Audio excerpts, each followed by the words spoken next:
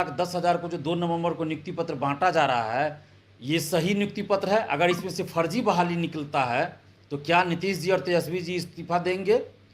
तेजस्वी जी तो अभी उप मुख्यमंत्री नहीं है, चलिए, लेकिन नीतीश जी तो मुख्यमंत्री हैं ही, तो क्या अभी इस्तीफा देंगे और तेजस्वी जी क्या माफ़ी मांगेंगे? क्योंकि TRE 1 में और TRE 2 में भी व्यापक पैमाने पे गड़बड़ी, अनियमितता और धांधली की बात अब सामने आ गई है। नियमों का पालन नहीं हुआ, विज्ञापन की शर्तों का पालन नहीं हुआ। और TRE 1 में भी जो 1,10,000 नियुक्ति पत्र बांटा गया, तो नियुक्ति पत्र बांटा गया वो औपबंधिक था, और बाद में ज्वाइनिंग कितना हुआ? लगभग 90,000 के आसपास। और उसमें भी बहुत सारे लोग बाद में धीरे धीरे बाहर हुए, क्योंकि STET सर्टिफिकेट नहीं था बहुत के पास, और उनको भी ज्वाइनिंग दे दिया गया था। B.Ed नहीं है, DLED पास नहीं है, और ज्वाइनिंग लेटर दे दिया गया था। बहुत लोग योगदान ही नहीं दिए, और बहुत लोग धीरे धीरे बाहर हुए। तो वो संख्या 90,000 भी नहीं होगा, हमको लगता है 70,000 पे चला आया होगा, उस समय की बात कर रहे हैं। फिर TRE 2 की जो वैकेंसी आई 1,10,000, लेकिन जब ज्वाइनिंग लेटर दिया गया तो लगभग 85,000। उसमें भी बहुत सारे लोग डॉक्यूमेंट्स नहीं था, उनको भी ज्वाइनिंग करा दिया गया, वो भी धीरे धीरे बाहर हो रहे हैं। तो उसमें भी समझिए, दोनों अगर TRE 1 TRE 2 को मिला दें तो सरकार के अनुसार 3 लाख बहाली इन्होंने किया, क्योंकि 1,70,000 निकाल के 1,10,000 का कर है कि नियुक्ति पत्र दिए, फिर 1,10,000 निकाले उसको जोड़ रहे हैं, और टोटल दिखा रहे हैं कि 3 लाख हम शिक्षक नियुक्ति, पता नहीं कैसे ये 3 लाख जोड़ रहे हैं, मुझे नहीं पता।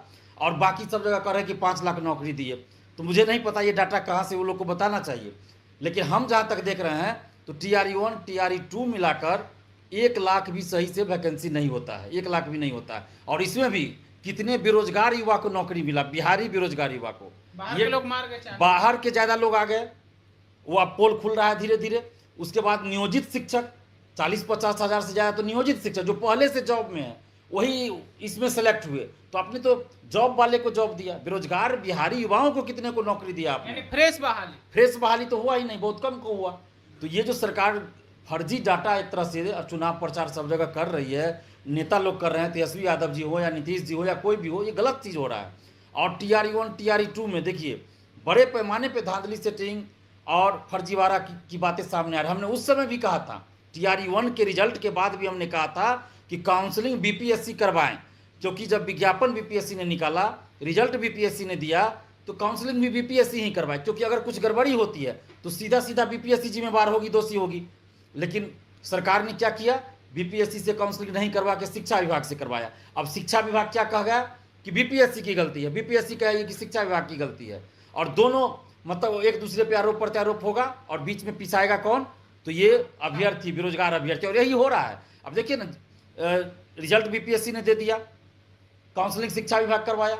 अब डॉक्टर बनने के लिए बायोलॉजी से इंटरमीडिएट पास होना जरूरी है, लेकिन अगर ये बहाली इससे के थ्रू होती, जैसे शिक्षक भर्ती हुई उस ऐसे अगर होती, तो इसमें कोई कॉमर्स वाला, आर्ट्स वाला भी जो इंटर पास किया होता वो भी डॉक्टर बन जाता। इस तरह की ये शिक्षक भर्ती बहाली हुई है। मेरा कहना यह है, मैं उदाहरण के तौर पे मैंने बताया, और अब मैं बता रहा हूँ कि शिक्षक बनने के लिए 9, 10, 11, 12 के शिक्षक के लिए STET पास होना अनिवार्य था। लेकिन यहाँ जिसके पास STET नहीं, सर्टिफिकेट नहीं था, उसको भी ज्वाइनिंग लेटर मिल गया। ऐसा भी हुआ, बिल्कुल हुआ है। B.Ed का सर्टिफिकेट लगा के हमने तो 25 अक्टूबर 2019 को BPSC ऑफिस के सामने एक अभ्यर्थी को खड़ा कर दिया था कि भाई उसके पास STET का सर्टिफिकेट नहीं है, झारखंड का था, और उसको भी ज्वाइनिंग लेटर मिल गया था। सीटेट का भी सर्टिफिकेट नहीं था। जो 1 to 5 और 6 to 8 के लिए टीचर बनने के लिए चाहिए सीटेट, तो सीटेट भी पास नहीं बहुत लोग, उनको भी ज्वाइनिंग लेटर मिल गया। B.Ed वाले को बाहर कर दिया गया था, फिर भी बहुत सारे B.Ed वालों को ज्वाइनिंग लेटर दे दिया गया। हमने उस समय TRE 1 के समय विरोध किया था, लेकिन अब सरकार तो बात सुनती नहीं, ना शिक्षा विभाग ना BPSC। तो उसका खामियाजा आज देखिए कि आज धीरे धीरे RTI से भी बहुत सारा डाटा सामने आया कि बिहार से बाहर के कितने महिला अभ्यर्थियों का चयन हुआ। तो ये तो लग रहा है कि मतलब घोर अन्याय हुआ है बिहार के अभ्यर्थियों के साथ। 50% जो महिला आरक्षण दिया गया 1 to 5, 6 to 8 में, तो ये क्षैतिज आरक्षण नहीं है। BPSC के अध्यक्ष अतुल प्रसाद ने भी ये ट्वीट किया था कि ये महिला आरक्षण क्षैतिज नहीं है शिक्षा विभाग के दिशा निर्देश के अनुसार।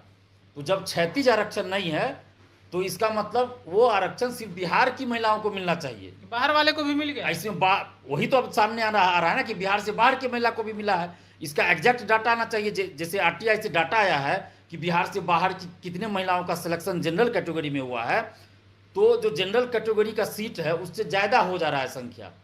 इसका मतलब तभी ये संख्या ज़्यादा हो रहा है जब आरक्षण कैटेगरी में महिला भी आई है, यानी जो बिहार से बाहर की महिलाओं को आरक्षण दिया गया है जनरल कैटेगरी में, तभी वो संख्या बढ़ रहा है। नहीं तो फिर सीट से ज़्यादा तो जनरल कैटेगरी में जो संख्या है उसी में लड़की का भी सिलेक्शन होना चाहिए, लड़का का भी बिहार से बाहर का।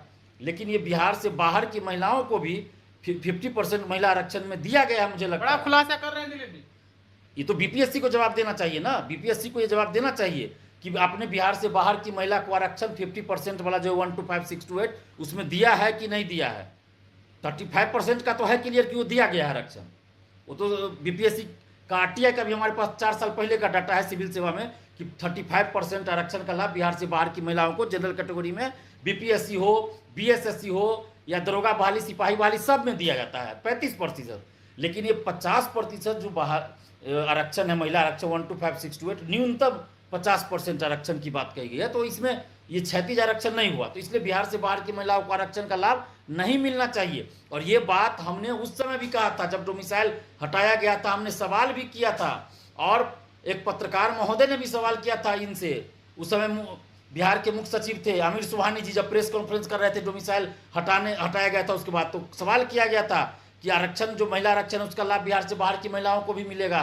वो टाल गए, कह रहे हैं सरकार का फैसला है। तो अब सरकार का फैसला है तो अब जवाब दीजिए भाई, बिहार के अब युवाओं के साथ, बिहार की बेटियों के साथ इतना बड़ा अन्याय कैसे आप कर रहे नीतीश हैं? कुमार तो लगातार कहते हैं बिहार के महिलाओं के लिए हम काम कर रहे हैं, आरक्षण दे दिए, अभी चुनाव के दौरान वो भुना भी रहे हैं, प्रचार भी कर रहे हैं। तो यही तो अब सरकार को ये बताना चाहिए ना कि क्या आपने 50% महिला आरक्षण के तहत जनरल कैटेगरी में बिहार से बाहर की महिलाओं को आरक्षण दिया है कि नहीं दिया है। क्योंकि हम लोग के पास जो आरटीआई का डाटा आ रहा है, जो आंकड़ा आ रहा है, उससे ये लग रहा है कि बिहार से बाहर की महिलाओं को आरक्षण दिया गया है। मैं कह रहा हूँ कि लग रहा है। और बीपीएससी को, बिहार सरकार को, शिक्षा विभाग को जवाब देना चाहिए कि आपने दिया है कि नहीं दिया है। तो क्या दिक्कत है इसमें, आप बता दीजिए, सार्वजनिक कर दीजिए। और ये जो फर्जी दिव्यांग सर्टिफिकेट लगाकर बहाली हुई है, विज्ञापन में स्पष्ट लिखा हुआ है कि मेडिकल टीम के द्वारा, आईजीएमएस के द्वारा जांच की जाएगी दिव्यांगता की। बिना जांच के बहाली हो, कोई जांच नहीं हुआ है। मैं तो कह रहा हूं ना, दिव्यांगता की भी जांच नहीं की गई। जिसने जो सर्टिफिकेट दे दिया दिव्यांग सर्टिफिकेट का लगा के, कहीं से बना के, उस पे आधार पर उनको नौकरी दे दी गई। और जो रियली में वास्तव में दिव्यांग है उनको नौकरी नहीं मिली। और जो शरीर से पूरी तरह स्वस्थ है उसने भी विकलांग का, दिव्यांग का सर्टिफिकेट बना के नौकरी ले लिया। यानी कि दिव्यांग अभ्यर्थियों की हकमारी की गई, तो अमानवीय हो गया।